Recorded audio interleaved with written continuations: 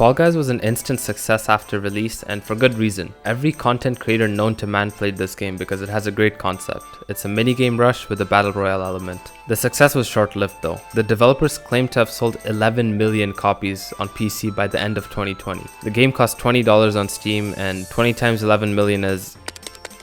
it's at least a couple $100 if my calculations are correct, but these guys spent like $50 on servers and just wiped their balls with the rest of the money. Players would often get disconnected in between rounds, and games that did go to the end were ruined by the countless hackers on PC. They added an anti-cheat eventually, but that did not affect the decaying player base. There's been a good amount of updates since then, but nothing special enough to revive the game, so as a last-ditch effort, Fall Guys has become free to play. Here's my experience after a 2-year hiatus from the game. I like it cut, G.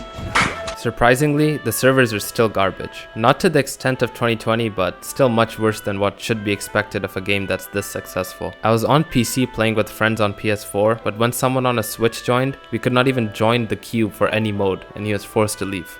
He's kind of a dickhead, so I don't know if it was necessarily bad in this case, but still, that shouldn't be happening. The gameplay though was actually pretty fun. The game has gone through many seasons, which opens the stage pool for many unique minigames set in different environments. Most, if not all of the original minigames are still here though, even the shit ones. And there's not really much else to it. The game fundamentally feels and looks the same, but it just has more variety now. The user interface, at least in my opinion, sucks ass. You can't even check the shop or your cosmetics when you enter the queue for a game, which was a problem in 2022, and it's so incredibly easy to solve. I have no clue why it's still like this. And also, the rewards take a stupidly long time to collect. You can't mass collect them, and you have to watch the animation for every item you've earned at the end of every game you play. And the loading, oh my fucking god. I went through my recording to get the exact time. It took 1 minute and 15 seconds between the time this round ended and the next round began. 75 seconds of loading and some lame ass cutscene between each round is way too much for a minigame rush,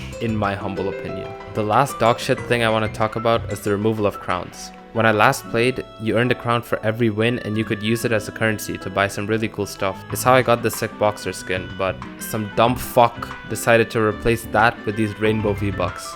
You need $800 to buy anything even remotely decent, and after playing for 10 hours and getting like 7 or 8 wins total, I've only been able to collect 300. There will be an increase in short-term revenue since a few thousand new players will definitely want some drip, but it comes at the expense of long-term player satisfaction since playing the game no longer leads to any meaningful rewards.